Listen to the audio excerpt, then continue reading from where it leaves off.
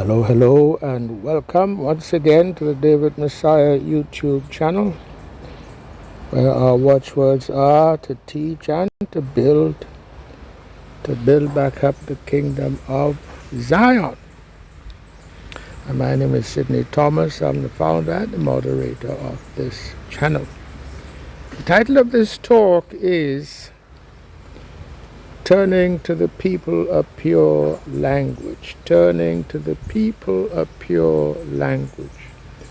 And I am alluding obviously to the book of Zephaniah chapter 3, in particular verse 9, but let me start with verse 8, where it says, Therefore wait ye upon me, saith the Lord Yahweh, until the day that I rise up to the prey. For my determination is to gather the nations, that I may assemble the kingdoms, to pour upon them mine indignation, even all my fierce anger, for all the earth shall be devoured with the fire of my jealousy. So we in that time now, the time of the day of vengeance, which is right around the corner. And already reached in the spiritual, so we're just now waiting for it to unfold in the physical. And here is the key verse, verse 9. For then will I turn to the people a pure language, that they may all call upon the name of the Lord Yahweh, to serve him with one consent. Turn to the people a pure language, that they may all call upon the name of the Lord Yahweh, to serve him with one consent. Now, I usually try to define terms when I do any one of these uploads. In this case, we're talking about a pure language, and I will leave that term undefined, except now to say that the contrary has to be the case.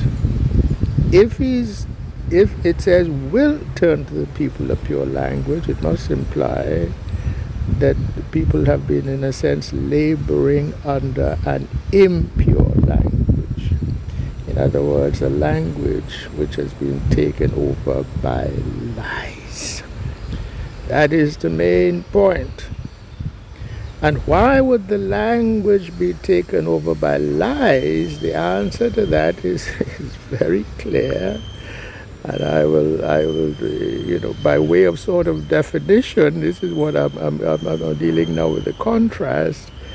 We have here, and this Psalms 83 is now sort of, in a sense, even overused. Psalm 83.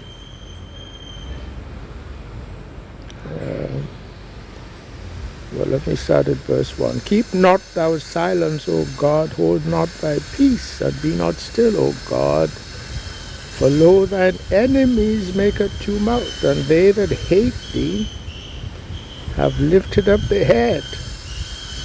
They have taken crafty counsel against thy people, and consulted against thy hidden ones. They have said, Come and let us cut them off from being a nation, that the name of Israel, Yeshadalo, may be no more in remembrance. So this is this verse 4 here. Cut them off from being a nation, that the name of Israel may be no more in remembrance. This is giving you the motive for lying, using the language to lie, because they are trying to make us, the nation of Israel, to forget who we are in reference to the Most High. And this is the sort of crux of the matter. Exodus chapter 19. Start at verse 3.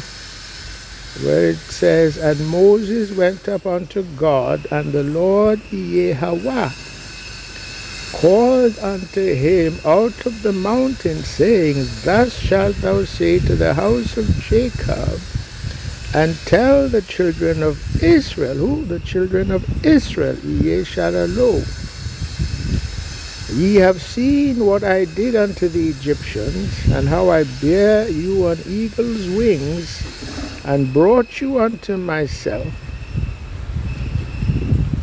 Here he's alluding to the sort of miracle that he had Moses to perform, which was to bring 2 million Israelites, children of Abram, Isaac, and Jacob, out of the land of Egypt, where Pharaoh held them in bondage, and he brought them from Pharaoh when Pharaoh did not want to let them. That in fact was a miracle. And in the process, many miracles were performed. Okay, so this is what he's alluding to. Now therefore,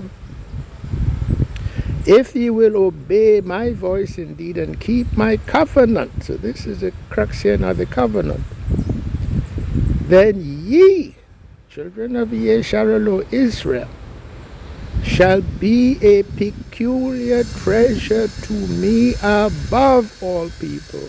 What does it say? A peculiar treasure unto me above all people. For all the earth is mine. And ye shall be unto me a kingdom of priests and an holy nation. Holy meaning simply set apart for a purpose. These are the words which thou shalt speak unto the children of Israel, nobody else. This is why all these other people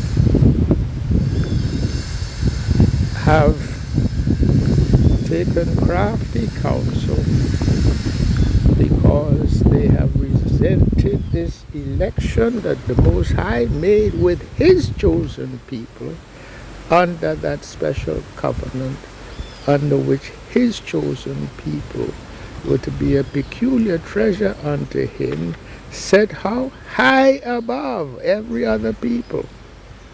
And so these are now the enemies of Israel and of the Most High. Verse 6, I'll go back to Psalms 83. The tabernacles of Edom and the Ishmaelites of Moab and the Hagarenes, Gebal and Ammon and Amalek, the Philistines with the inhabitants of Tyre. Assur also is joined with them. They have holpen the children of Lot. Selah. So these are all the enemies of Israel who have taken crafty counsel, and they have said what? Cut them off, Israel, from being a nation, that the name of Israel may be no more in. So they went as part of that overall objective, the main part of that strategy was to mess with the language, because it is through language that we can, first of all, be defined as a people, and we can sort of be linked back to our heritage. This whole Bible is really a book of books. Each book is like a letter that our forefathers wrote for us, so that in this latter day which is the day of remembrance, the day of revelation, the day of apocalypse, because we in that time now, we can, all that which needs now to be revealed, that was hidden, can now be revealed. So this is how now there comes need to restore to the people a pure language, because they have messed with the language as part of a strategy to cut us off from being a nation. That is what this is about. Now, and how do you, what was the key elements of that strategy? It wasn't to mess with every word in the language. You're not going to bother to try to change the word milk, whatever that was in the Hebrew. They're not going to mess with that. They're not going to try to change the word water, whatever that word was in the original Hebrew language. They're going to mess with such words as have to do with identity, because they're trying to cut us off from remembrance of who we are. Those are the words they're going to mess with. All words having to deal with identity. That is what they want to mess with. You understand? And because that is, and it's obvious why that is. So I won't dwell further on that. And I can prove it. The words having to do with identity are the words that they have tried to hide or change or mess with in one way or another, that we would not recognize really who we were. And the key word in that regard is the word Negro. And I bring you here to this Hebrew alphabet, which I dealt with in the book The Coming of David Messiah. And I've used this table in at least 2 or 3 chapters. And they all kind of, get to the topic of this talk, which is restoring unto the people a pure language. And before I go any further, let me bring to your knowledge and attention what the Most High has given me, which is that the word Nazar is really a corruption. That was part of the strategy of making impure or hiding within the language certain meanings. The word Nazar that they introduced, from which you get the Nazarenes, from which you get the Nazarites, from which you get Nazareth, that town called Nazareth. Really, the Most High let me to know, was always Nagar. And Nagar is merely a variation of Negro. Okay? But they had to hide it because it made it too obvious that the Negro was the Israelite.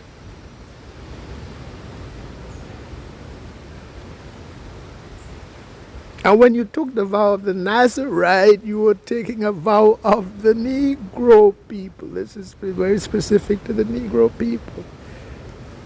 Because the Most High made, when he called to Moses and brought him up to the mount and talked about this covenant that he would make with the children of Israel.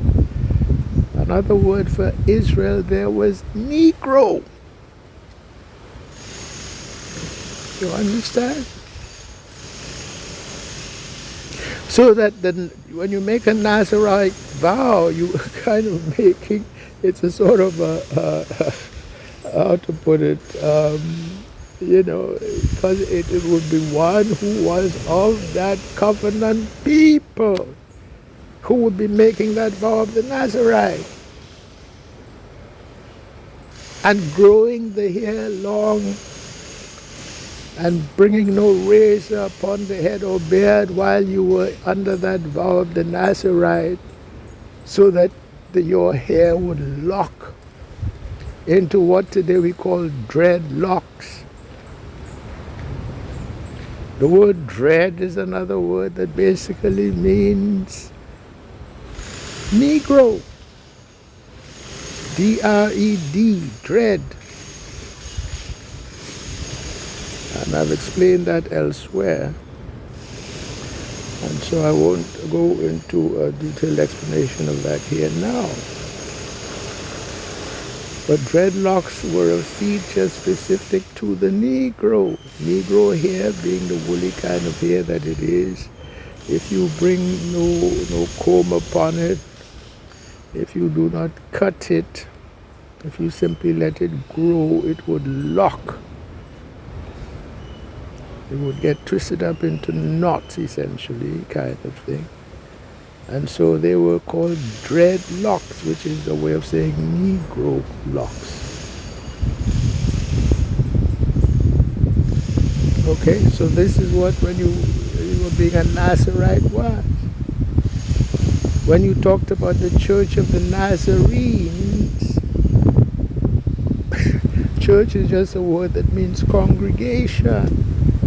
And under the covenant law, the concept of the congregation of the people under that covenant law, because it was made with the children of Israel, another word for which is Negro, as I have proved elsewhere. In effect, what you're saying is the congregation of the Negas or the Nazars. And that word came into the English language as Nazarene. So you have the idea of the Church of the Nazarenes. But it really is simply saying the Church of the Negro people. That's what that was saying, or the congregation of the Negro people. But specifically in reference to the covenant law under which we were brought by Lehi. And then when Yeshua came and he went up to that town called Nazareth, that town is just another way of saying Negro town. That's what the word Nazareth means. Town that was famous for being full of Negroes. Because by that time, you know, Israel, that land was under the Roman occupation. And you had all kind of people. We'd already been scattered out. The northern tribes had gone. Southern tribes had gone, and some come back. So you had people now from all over the Roman Empire who were now part of that land, which they call the province of Judea. But you had these remnants of Negroes in a place called Nazareth, which means Negro town. That's what that was. So you're seeing how now when you mess with the language, certain simple facts are hidden. And that's what they tried to hide.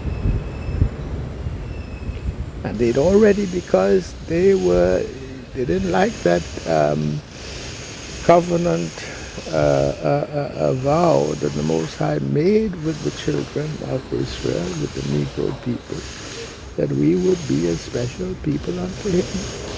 They didn't like that. And so, as part of making us their enemy now, and trying to make us forget who we were, part of what they tried to do was to denigrate us, meaning to say, literally, to take the Negro, that noble quality, because the word Negro literally goes back and alludes to our relationship with King David, who was called the Nega. A praise title that means he who is watched over by the Most High. Okay? So from the word Nega came the word Negro, meaning the people of the Nega, tribally.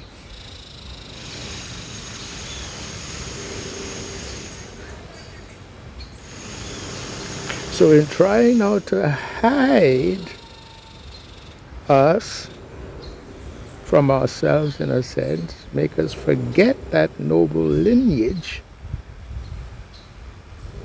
out of that Psalms 83 compact that they made amongst themselves, part of that compact was to denigrate literally the Negro. That's the origin of the word denigrate. It means to take the Negro out of the Negro, if that makes sense to you. To take that noble aspect of the Negro out of the Negro. That's what denigration literally means.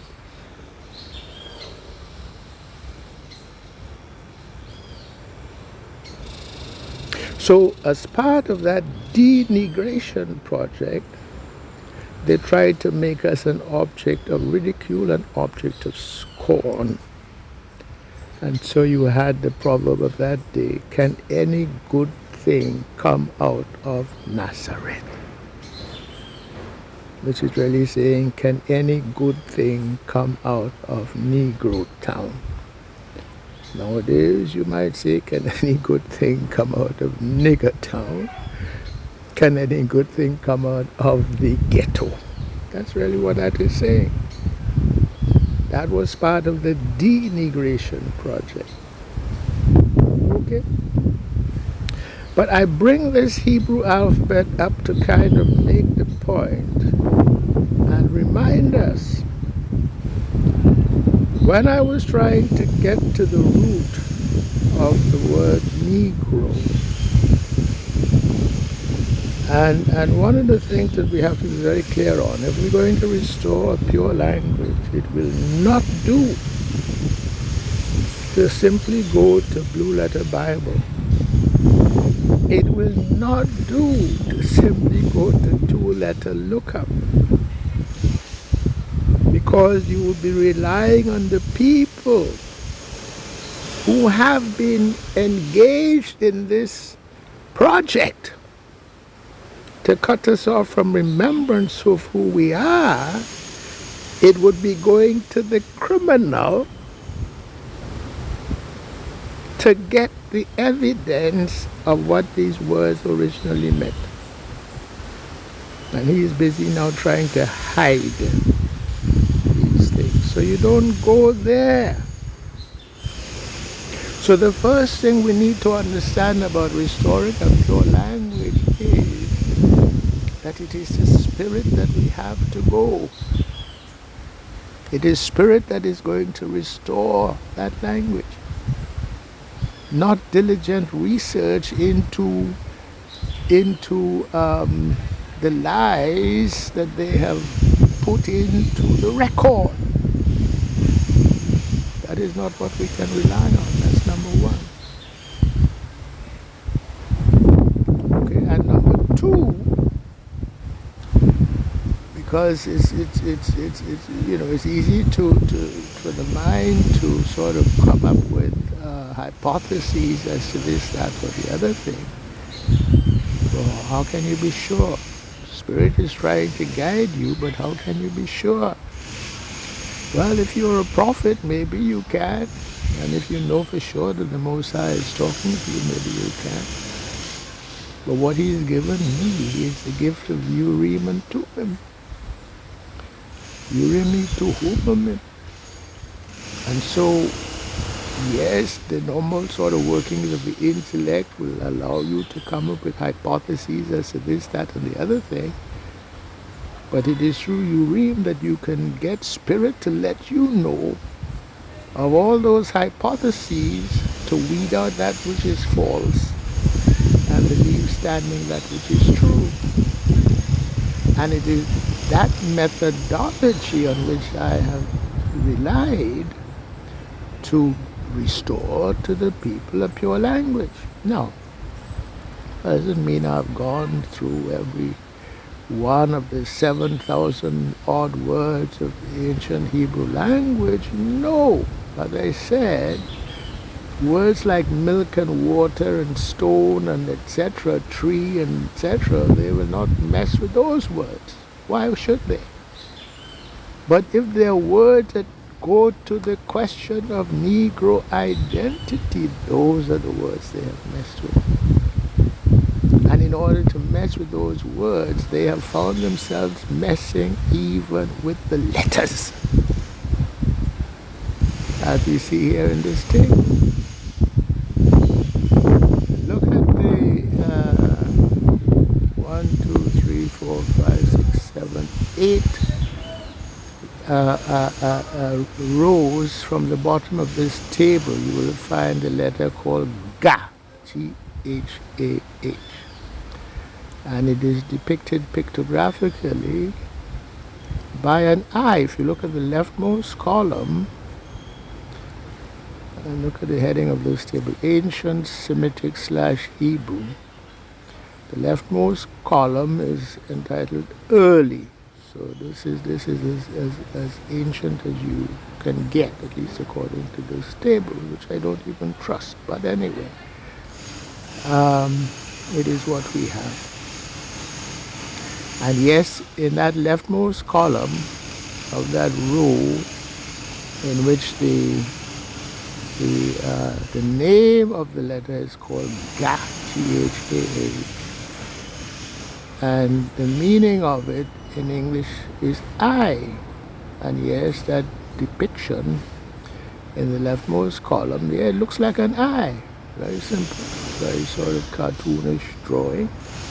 It looks like an eye. And you can see how that changed over if you look at the middle and then the late, from that early depiction, it became what now looks in that third column like a letter Y. And the meanings deriving from that pictograph, you see watch or to know, shade, and the sound they give in that column there, the column entitled sound, headed sound, is GH, which is that hard G sound, Ga. And they've got something NG within parentheses, which I'm sure is a reference to themselves, referencing the Negro. And then with modern Hebrew, it no longer looks very much like an I. It is, again, it looks very similar to a letter Y. And they've changed the name. It's no longer Ga, it is now Ayin. And the sound, they say what? Is silent. Silent. How do you go from a sound having, clear meaning, Ga? It's a clear sound. Okay, and now in modern Hebrew it is silent. They try to hide something. And of course in the Greek and in the Latin it now looks like letter O, isn't it? Okay, so from Ga, you end up in modern languages with something letter O. So the sound is completely different. Even though they say it is silent, but that they're messing with language, because that doesn't happen. How can it become silent?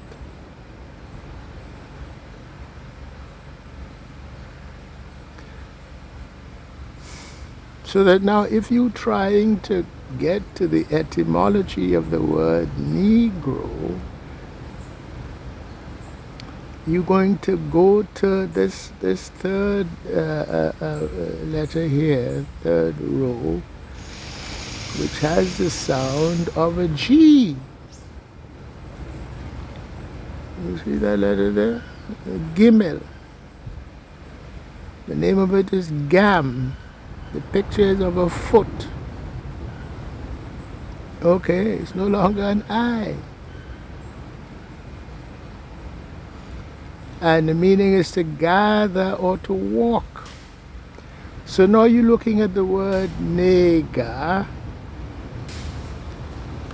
and you're not going to be able to derive from the pictographic depiction that's there inherent in the letters. You're not going to get to the meaning of what it is. They've hidden it. You understand? Now, this is a second point I should make as to restoring a pure language. The ancient Hebrew was a pictographic language. The way they wrote it down, they did not write any vowels. These letters were all consonants, all pictographs.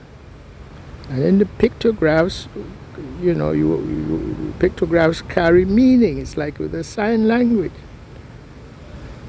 So with the letter Ga, depicted by an eye, the meaning, one of the key meanings of that is to watch or to know. Because if you see something with the eye, you know it.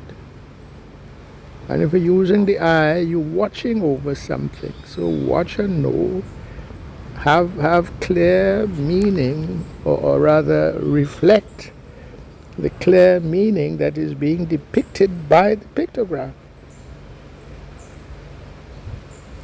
So if you have two letters, first letter is Nun, in English is letter N, which is two rows up from that letter Ga.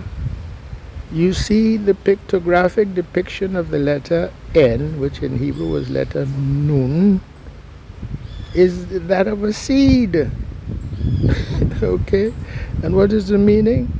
To continue. So the seed is a continuation of the parent from which it comes. Heir, as he who inherits. Son, S-O-N, as the son that comes from the seed of the father. So you see, the pictograph is showing you a sort of a seed. Looks a lot like a little sperm, doesn't it?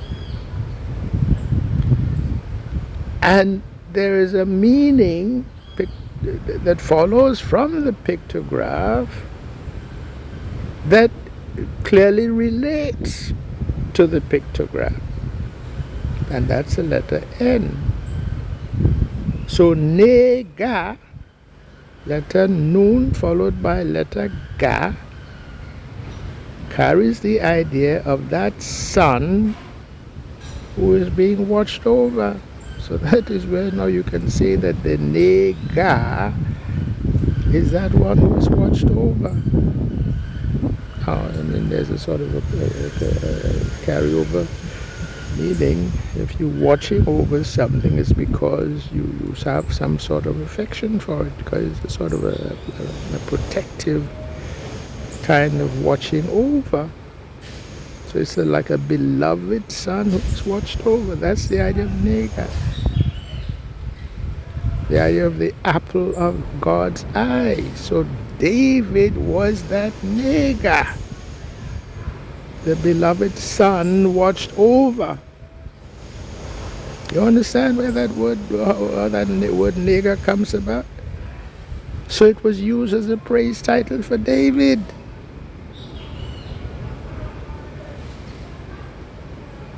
You're not going to get that from Blue Letter Bible. You're not going to get it from Two Letter Lookup, because they'll be taking you to Gimel. That letter Gam up there, because they have removed that word, that letter Ga. They call it silent. And they changed the name now to Ayin. So you can't find it. So how is that? How do you restore that knowledge of that original pure language? It is through spirit. And it is through Urim, or some other means by which spirit can confirm a hypothesis. You understand? And what you have to do is completely eliminate the vowels, because the vowels, all they do is confuse the matter. Okay? And it's a separate question. Once you have those two consonants, N and G, it's a separate question now as to how in the ancient language that was vowelized, how it was vocalized. And again, you go to Spirit to get the guidance as to how that vocalization, how it was given.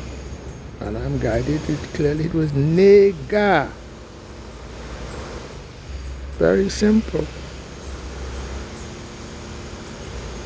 Now, but to get now to Negro, look at this letter that is the fourth, the fourth from the bottom. In the leftmost column, you see a cartoonish depiction of a man's head. And this is only one sort of listing of the Paleo-Hebrew letters.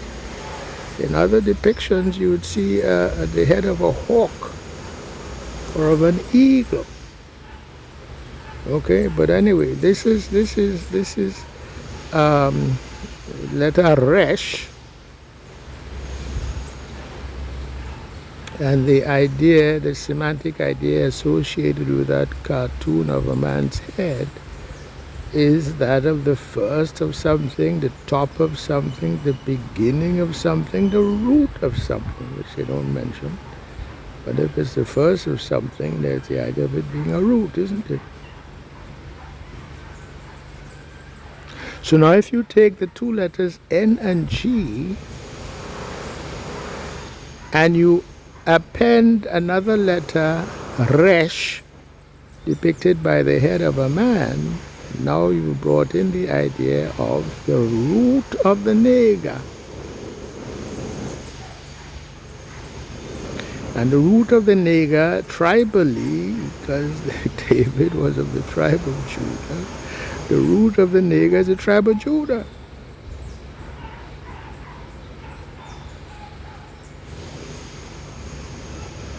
Less narrowly, it is the house of Judah, because there came a point where when the 12 tribes split up between north and south, you had 3 tribes down there in the south who were called, essentially the house of Judah or the kingdom of Judah.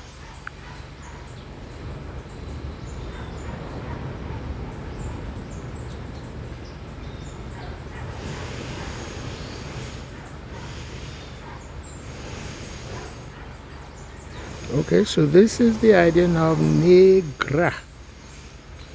Negro, in other words, with the letters Nun, Ga, Resh, which in the English or Latin would be NGR. And it is referencing the root of the nega, the root of King David, the root of nega David, tribal root, which is narrowly the tribe of Judah, more broadly the house of Judah. And during the time of David, the tribes had not yet split, so he was king of all Israel.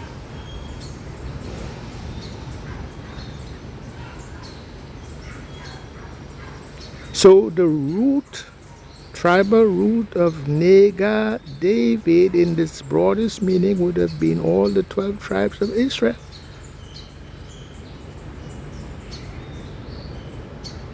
Now comes the only question, which is, okay, how do you vocalize that? How did they vocalize that back in the day? Because you can have negro, you can have nagar, you can have negar, you can have nigra, you can have nigge, and that's a Latin sort of expression. There are so many variations of that. But it has come down to us now in the English as negro. And that's how we get back the pure language as to what Negro means. Again, you're not going to get it by doing Blue Letter Bible interlinear search of the Hebrew. You're not going to get it using Two-Letter Bible.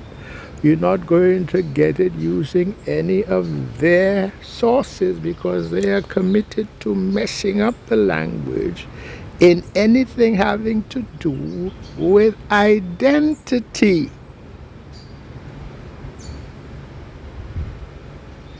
That's why they've taken the word Negro, and not only have they hidden its origin etymologically, because it's there and they knew it.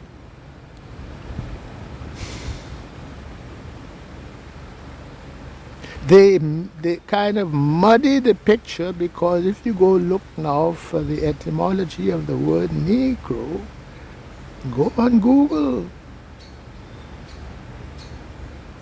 Etymological dictionary online, you're going to get some nonsense trying to make you think that the word Negro comes from 15th century, 16th century, it's Portuguese and Spanish, and its original meaning is black. That's what they want you to think.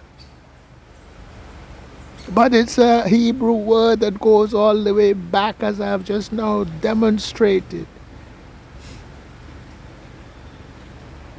So restoring to the people a pure language is not an easy thing, and I don't make any claim that, again, that I've gone through all 7,000 words of the ancient Hebrew to try to restore, whatever the pure language was.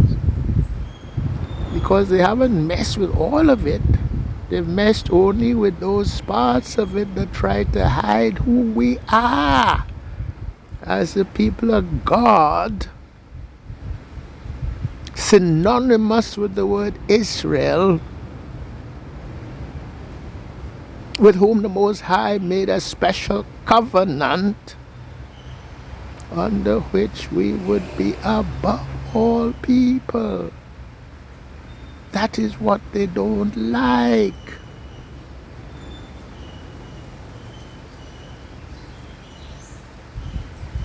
And by the way, Most High, as part of his covenant with us, said if we disobey his covenant, that's there in Deuteronomy chapter 28, I believe it's verse 43. He says, even the stranger in your midst would rise up high above you. So the Negro cannot be equal to everybody else. We are a chosen people. We are to be his kingdom of priests. In other words, it is through us that Spirit now is working. Not that every Negro is going to be a priest, but the ones who are priests are going to be Negro. He's not doing that with anybody else. That's there in, Psalm 147, verses 19 and 20. In fact, let me go there just to kind of remind. Most of our people would know this, but it doesn't hurt to remind sometimes.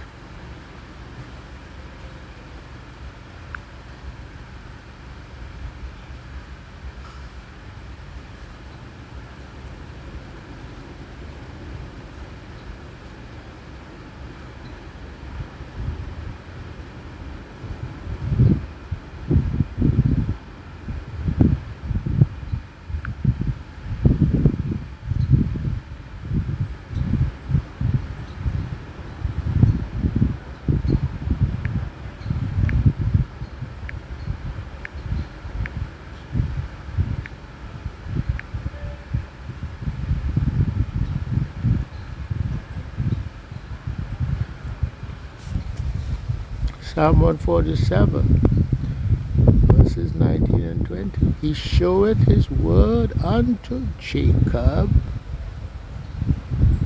his statutes and his judgments unto Israel. Verse 20, and just in case you have any doubt, he hath not dealt so with any nation. And as for his judgments, they have not known them. Praise ye the Lord Yahweh. And Jacob and Israel are who? The Negro.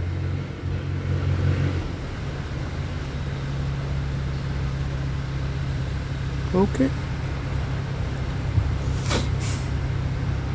So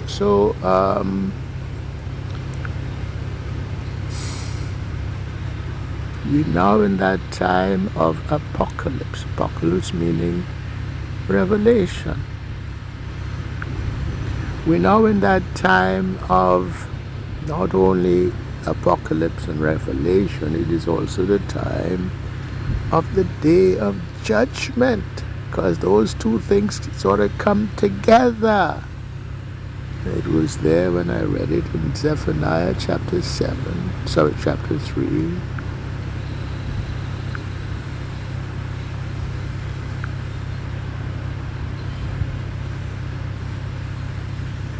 Let me read it again. Therefore wait ye upon me, saith the Lord Yahweh, until the day that I rise up to the prey. For my determination is to gather the nations, that I may assemble the kingdoms, to pour upon them mine indignation. Indignation for what? Because they have hated him and they've hated the election he made to make the Negro his people, chosen as a special people unto himself. Let me turn it this way. To pour upon them mine indignation, even all my fierce anger. For all the earth shall be devoured with the fire of my jealousy. Jealousy for who? For his people, the Negro. And verse 9, for then will I turn to the people of pure language, that they may all call upon the name of the Lord Yahweh, to serve him with one consent. So this is all what they have been trying now to hide. Okay? Now,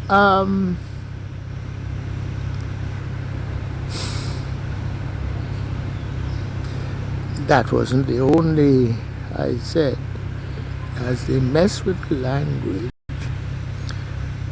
they mess with words and terms that had to do with identity, certainly that had to do with Negro identity, which is what the main one that they tried to hide, but they also messed with terms that had to do with their identity. When I say there, I mean those people who have sort of taken possession of our letters, of the language, have created these dictionaries, these online, repositories, where they've taken all these words and they've looked at it from this way and that way, etc. They've done a lot of work, and some of it is quite useful because of mutual character. But when it has to do with identity, they have made a point to hide what is inconvenient to them. But look at this table again. The last letter in this table is that of a wick. They call it a rope, but really it's a wick. It's a twisted thing. And being a wick, it is literally a wicked thing. And you see that meaning clearly given there. It says twist, dark, wicked. So the consonant that carries the meaning of twisted or wicked, you see they want to give it the same name as letter Ga. See? The name they say for this thing is called Ga, where you cannot have in the same table two different pictographs. The same name. I mean, that's a stupidity. Our ancient ancestors were not stupid. Now, what Spirit has led me to know is that wick, the sound associated with that consonant depicted by a wick is not ga, but it is gya. Sort of like a compound G and Y, gya. And we have those compound consonants in the Negro speech even today in my country, certainly. There's gya, so you might talk about gal. The English word is girl, okay, for a female. It's a member of a female sex or gender who is still, relatively young. And that's a good word, girl. But for certain purposes and in certain contexts, we would not say girl, we would say yell. Hey, girl. Okay. We have letter K as in, for example, can't or kill. But we also have a letter which is another kind of a compound consonant, which is kya. So you might say, well, kya come,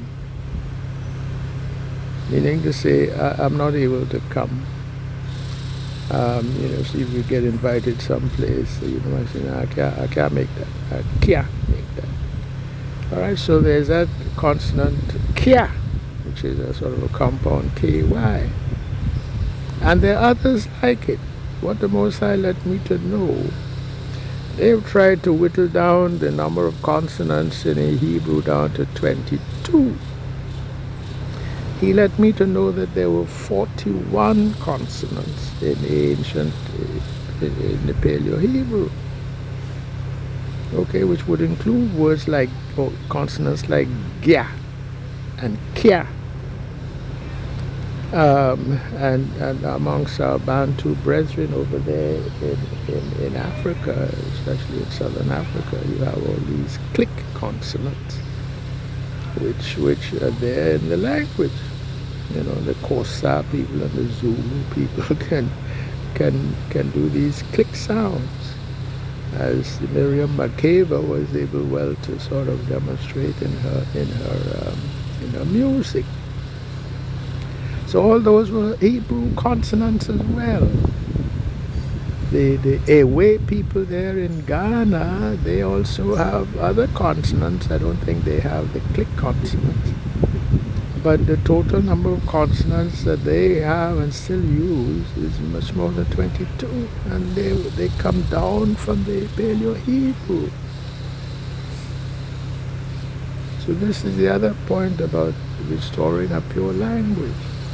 When we know that the Negro people are the children of Israel, we also know that the Bantu people are children of Israel because, when you do, this is how population DNA analysis can be useful.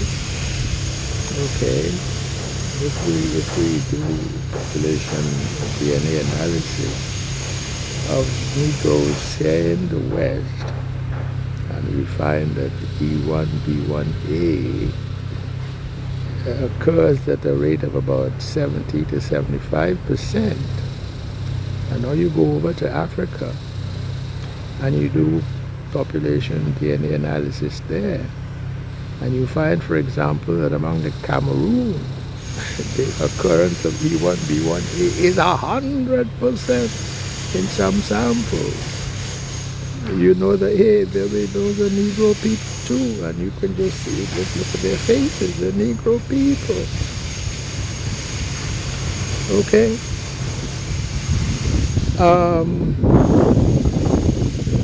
Where was I going?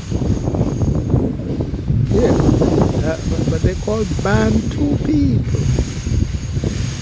Spirit led me to understand that where the word Bantu comes from is there's a prefix there, ba, which means the house of, and the suffix is into. He let me to know that into suffix actually comes from the Hamitic, Kemetic, Egyptian word inter. And they too, in their written language, used in the hieroglyphics, was a consonantal language. They didn't put the vowels. So you had to know the matter of generation to generation sort of passed down.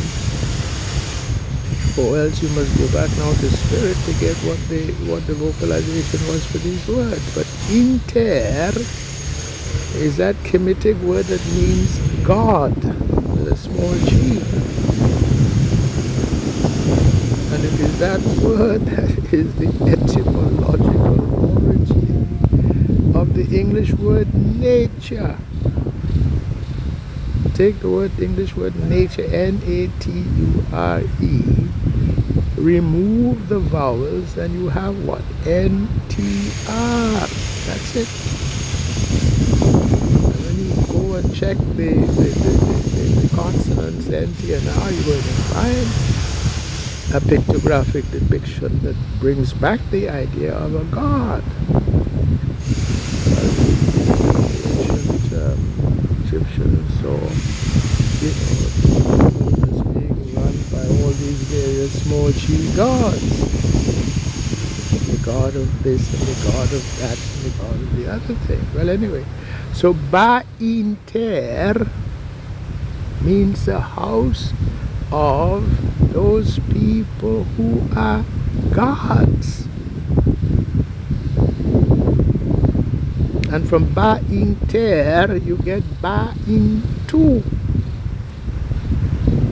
For kind of obvious reasons, which involves another little sort of an extension, because the plural of inter was interu. So ba-interu is ba-into. When you kind of, it's called phonetic drift. So ba-into means the house of the people who are gods, letting you know that it is again a reference to the children of Israel, because the children of Israel were known as gods. And let me prove that.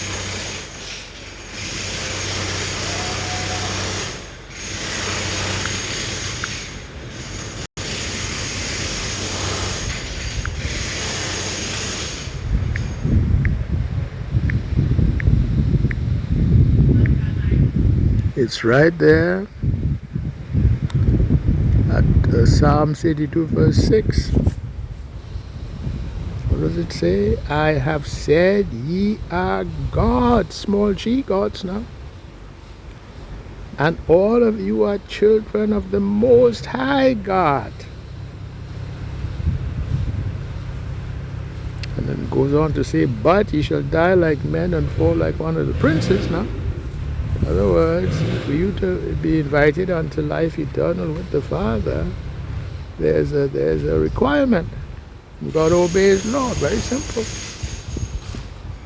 And if you don't obey His law, well, you're not going to get the invitation to become a begotten son of the Father. And if you have become a begotten son, enjoying life eternal with the Father, but then you decide at some point you're going to follow a Lucifer, okay, and come down to earth and have, sex with one of the beautiful women on earth. When that is forbidden to you, you will fall like one of the fallen angels. And they have been, already sort of judged and condemned, awaiting the day of judgment. Okay? But the point is that the Negro were known to be the children of the Most High, which was what we started there with Exodus chapter 19, that the Negro were chosen as a special people unto the Most High. above all other people on the earth. You understand? And when he brought us up out of Egypt, the fear of God came upon all those other tribes round about. Because they came to understand that when the Most High is sort of stands up for his people, there's not a power on earth that can resist that. You understand? So we were known as the Ba'intu, the house of the people who are God's. So that is just another way of saying the same thing, the children of Israel.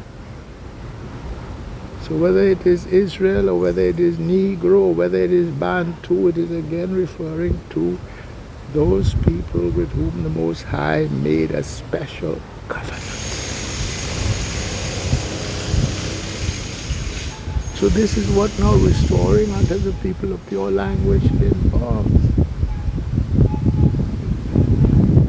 It has to be spirit now bringing back this understanding and bringing back this knowledge. But I was talking about, and part of the digression, I was talking about this other word, Gia,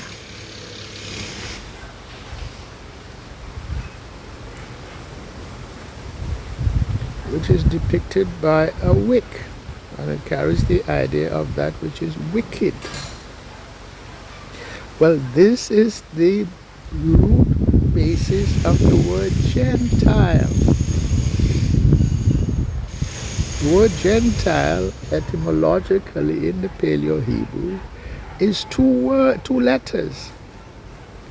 First letter is this letter, not Ga, but Gia, depicted by a wick. And the second letter is the letter Nun, which in English is letter N, depicted by a seed. And the meaning is that of continuation of or an heir or a son, S-O-N.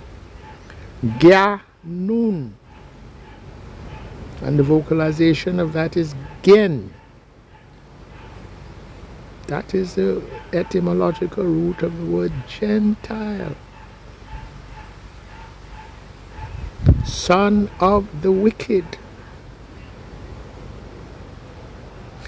The sons of the wicked are the sons of those fallen angels that came down from heaven.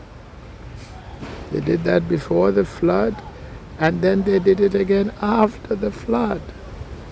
As Enoch prophesied, I believe in chapter 106 verse 19, but I may be wrong about that, maybe 105 verse 19, but it was prophesied that again after the flood they would do that again, that wicked thing they would do again as they had done before the flood.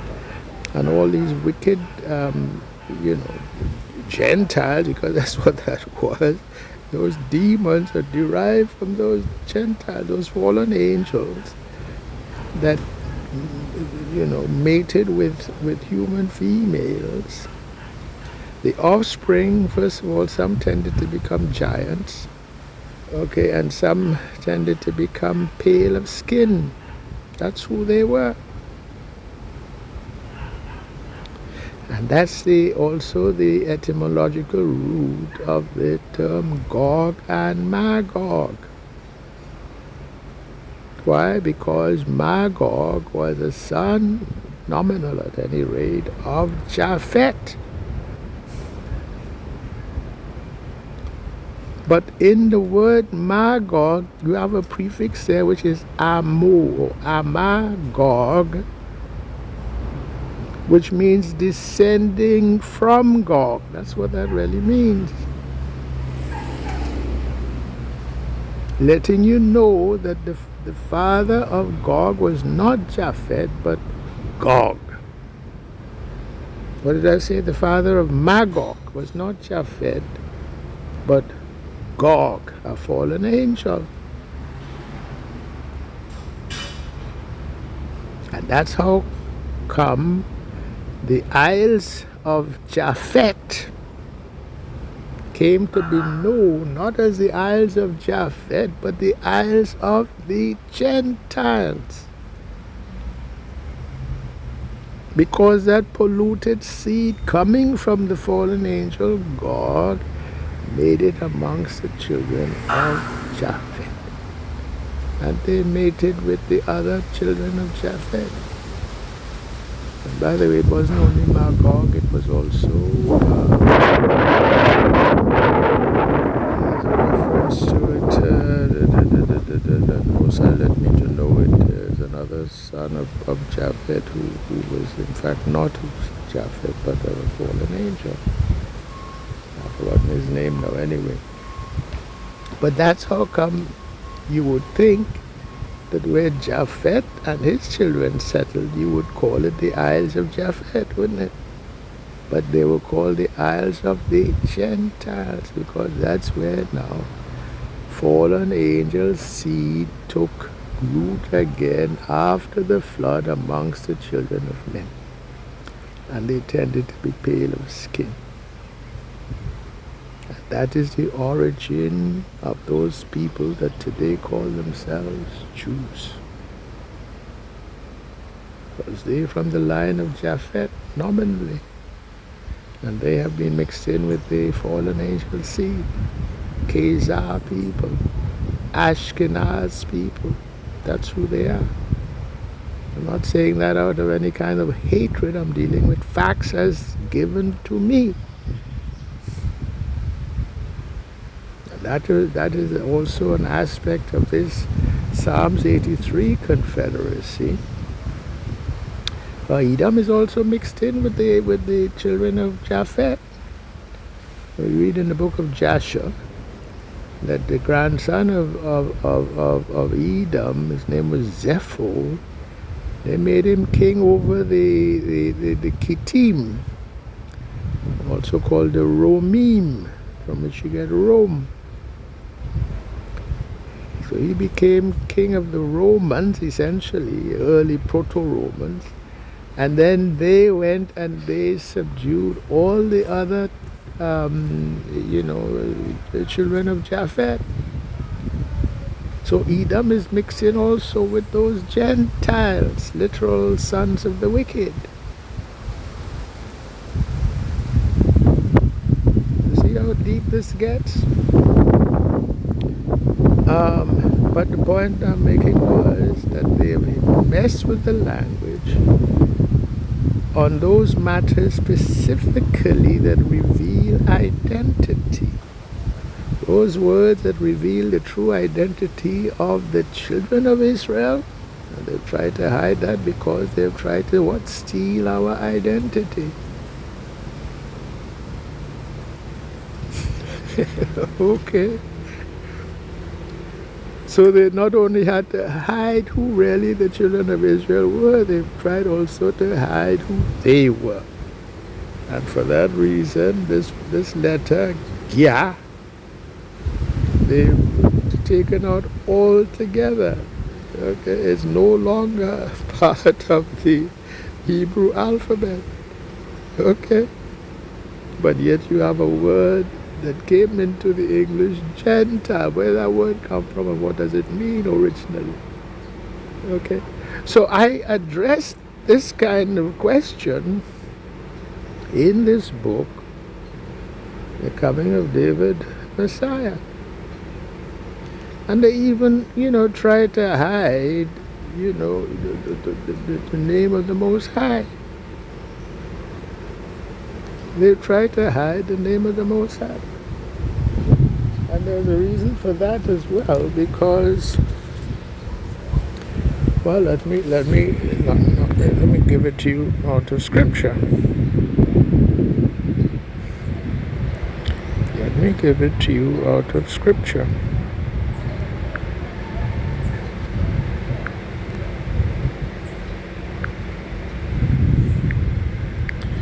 It's there, first of all, in the third commandment. It says, do not take the name of the Lord, Yehovah, to be a vain or a light thing? Because in the name itself is a vibration. That when you use the name, it draws you closer to Him. You understand? Anyway, I didn't write it. The book says it. Do not take the name of the Lord Yahweh to be a vain or a light thing. But look at this. Psalm 91 verse 14. And let me start at verse 13. Because most people know Psalm 91, so just to orient you here. Thou shalt tread upon the lion and adder, the young lion and the dragon shalt thou trample under feet. And watch it. Verse 14. Because he hath set his love upon me, therefore I will deliver him. I will set him on high. Because, why? He hath known my name. So the name is not a vain or a light thing. You're just saying the Lord, or Hashem, Hashem.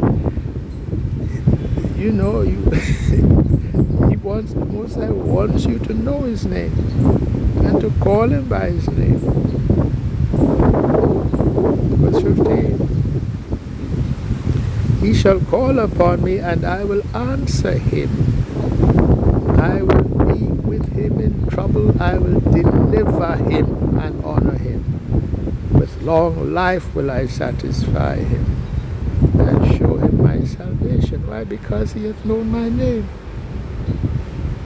So it became necessary for the name to be restored, because there have been so many sort of variations of that name. Jehovah, which is actually not incorrect. It's just that the vocalization is incorrect. Excuse me. Right? Yahweh, Yahuwah, Yahweh, and all these variations people have put forward. But it is the same principle again. Restore unto the people a pure language. Because it's not only knowing the consonants that make up the name, Yod, He, Wah, He, it is now understanding how it should be vocalized.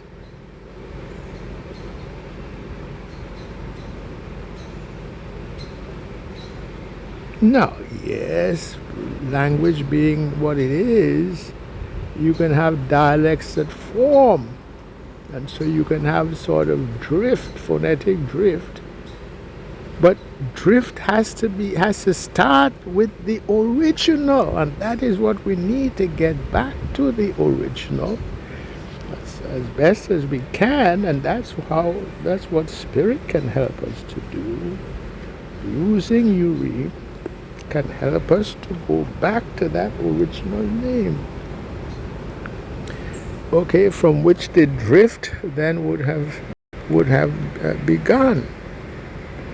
Okay, so I've dealt with this in this chapter 3 here of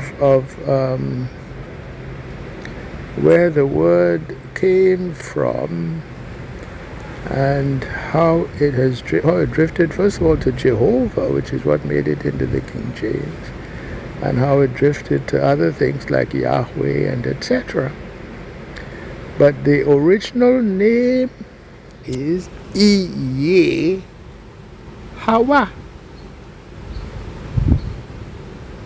Yeh being the sort of root prefix, and that same Yeh is the root prefix to the names of all these prophets.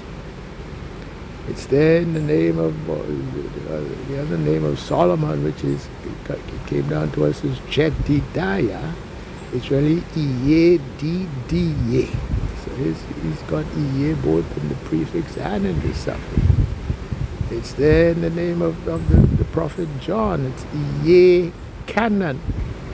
It's there in the name of the prophet Hosea. It is Iye She Iye. It's there in the name of the prophet Isaiah. It is Iye Sha Iye. It is there, so we need, and the name Iye, well, it's there in the name of Israel. The word for Israel was Iye. A prefix, same as the prefix in the word Yehovah for the Most High. And Iye Shara Lo is what is original Hebrew for the word that has come down to us as Israel. Shara is that suffix, part of the suffix anyway, that means, literally, there's the letter Sha there, which is depicted by sharp teeth, and Ra, which is depicted by that letter Resh. So, Sha Ra, it is saying the sharp teeth of the king. That's what that is. The sharp teeth of the king, identifying that prince as being the one who is to inherit from the king. So Shara means prince in effect. So when Jacob's name, which is actually Yaakov, was changed to Israel, it was changed actually to Yeshara. Shara indicating that he is the one that who is now recognized and accepted as the inheritor, as that prince. And then the other part of the suffix is la, shara la, or shara lo. Is there in the Hebrew consonant aleph, which means the powerful one. It means a god, essentially. Iye shara lo.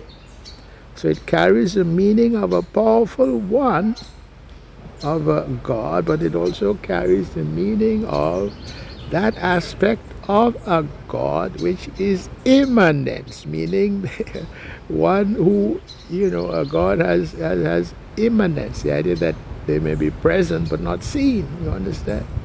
So Yeshara Lo is giving to Jacob that name that sets him off as being the one now to inherit. Inherit what? The covenant promises that the Most High made with Abraham. That he who blesses thee shall be blessed, he who curses thee shall be cursed.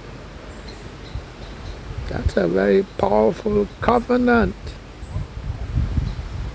When you have that gift of the Most High with you, you don't need to fear any enemy, because any enemy coming against you is really going against God. You're going to lose.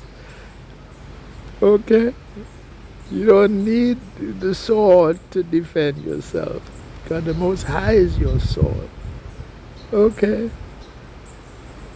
So this is where the word Yesharalo comes from, which through phonetic drift and other things has become Israel. And that's another way that, with that Israel, that word also and its meaning has been hidden. So to where some people think that Israel comes from Isis, Ra, and El. No. Okay, it doesn't come from Isis, Ra, and El. It comes from Iye, which identifies him as being of the family Iye, which is the same family name as the Most High himself. I have said, ye are gods, and all of you are children of the Most High. Well, the name of the Most High is Iye, which means life, essentially. And I've dealt with that elsewhere. I'm not going to repeat it again. Okay. So all of the children of Iye, because we descend from Yaakov, Iye, whose name was changed to Iye Sharalo, we carry the Most High's name in us. That's why he could rebuke us by saying, "You are polluting my holy name." You understand? So this is where Yesharalo comes from. That's a big, big name. A very, very big name. Because it means that we are the ones, right, man, with the sharp teeth of the king. We are to inherit that. And when we graduate as gods, we get to go and become creator gods of yet more worlds. You understand? In the same way, because that's what is implied here now, in the same way that Yeshua, he also has Iye in his name. Yeshua implies it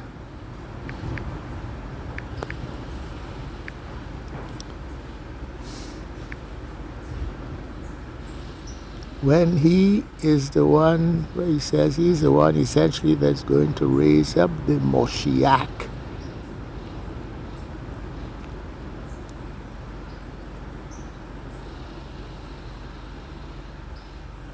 Right?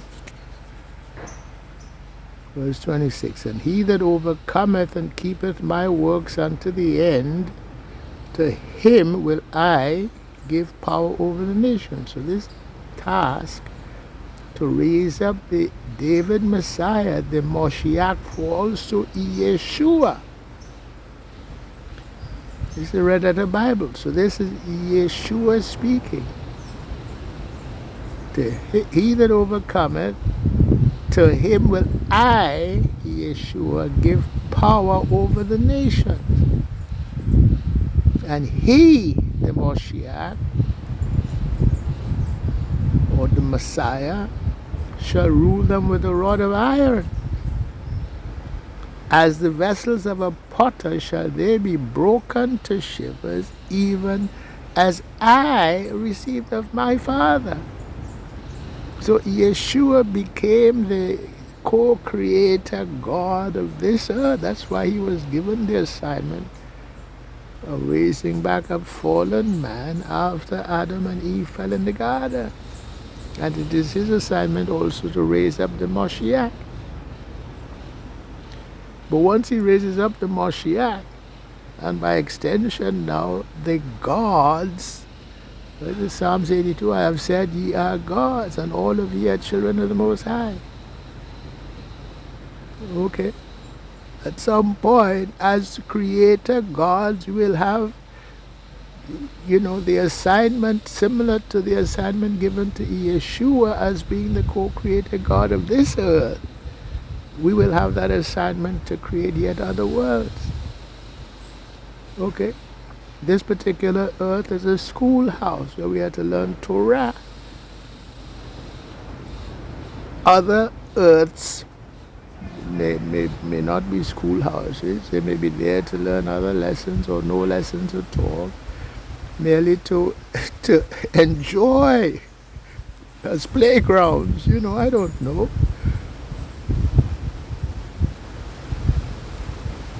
But this is the idea of the Yesharalo. This is a big name. He is the one given the sharp teeth of the king, and who is also identified as an Eloah. Yesharalo. That's what Israel means. So they've also tried to hide that meaning. They've tried to hide that meaning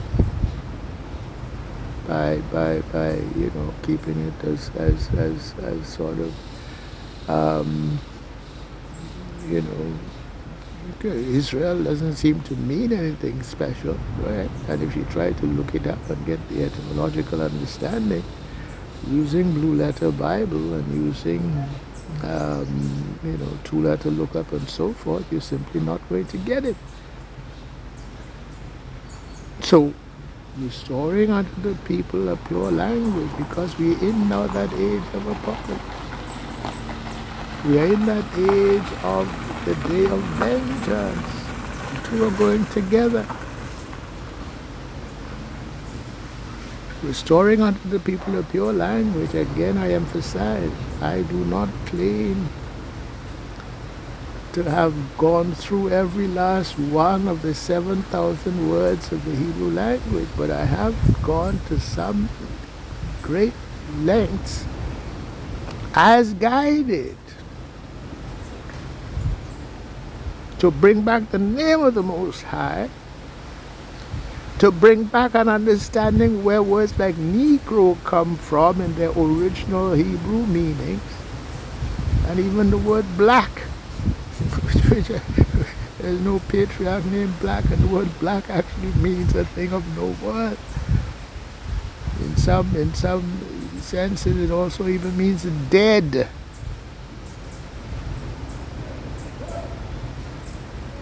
So we shouldn't be calling ourselves black. He also gave me where the word Africa comes from. Comes from the fellow Epher, he's of the line of Midian, who came from Abraham, yes, but through Keturah. And that Epher went and established a colony over in North Africa to the west of where now roughly Libya is. Okay? And so to the Arabs down in the Arabian Peninsula, that area over there where Epher went was called Epherka, which means Epher over there. And later on, the Romans, everybody, at one point the word Africa only referenced that small area right there around to the west of where Libya was. And the word applied to the entirety of the continent that has undergone changes. It was Al-Kebulan with the Egyptians. At one point it was Ethiopia with the Greeks. And it became at some point Africa to the Romans. But the point is, we don't descend from Epher. That's not our bloodline. So we also even shouldn't be calling ourselves African.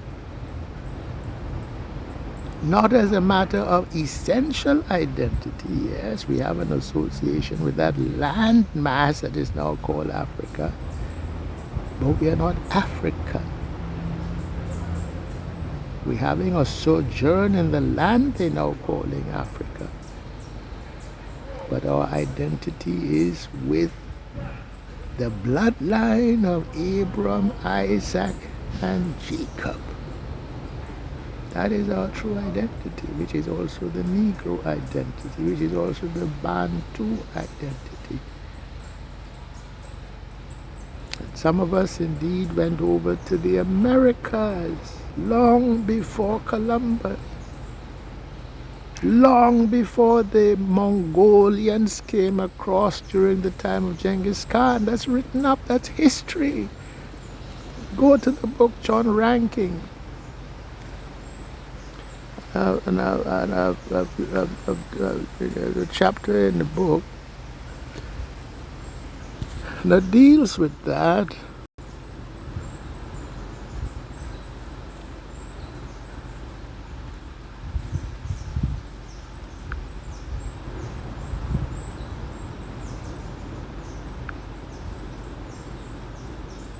Oh, gee. Pardon me. Yeah, there's a book by John Rankin that dealt with the invading force that was sent over by the Genghis Khan people somewhere around the 12th century AD. That was about 200 years before Columbus came. And from that injection of Mongolian seed line, you have now a Mongolian type that has been mixed in with the original Negro type that was here from long before Columbus and long before the Mongolians. Even what they call the Olmec heads that were there in Mexico, clearly a Negro type. Olmec, they would not have had the vowels. That word Olmec is exactly the same as the name Lamech. That was the name of the father of Noah, Lamech. Anyway, I will stop there. Point, I think, having been made that restoring to the people a pure language is a matter of guidance by the Holy Spirit, confirmed through a device like Urim. Some prophets may be able to get direct confirmation otherwise, but by and large, you would need Urim. Okay, that's one aspect of it. And the other aspect of it is we need then to go back to the original consonants, Paleo-Hebrew consonants, because the consonants themselves, because they are pictographically depicted, carry meaning in themselves. They're not arbitrary things by any means. So once you understand those pictographic depictions and their essential meanings, you can now go and do a proper etymological analysis of all kinds of words, certainly the words having to do with identity, which they have tried specifically to hide. And by the way, the same identity question also goes to the color question. And I dealt with the color question in one upload, about 7 or so words of color designation, skin color designation, from Har Sakar to Swa Sakar to Ud Sakar to Udu Sakar to Ul Sakar to Sa Sakar. So you can look that up. Another word for Sakar is also Shakor. And there's also Albi Sakar, but it's there on the channel for those who want to go and look at that. That too, they've also tried to confuse, because they try to make it seem as though well, David was described as ruddy and therefore he was somehow white. I mean, no. Anyway.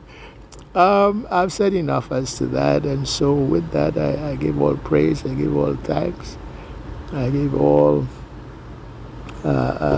glory unto the Most High God, Yehweh, and to those listening, I say Shalom.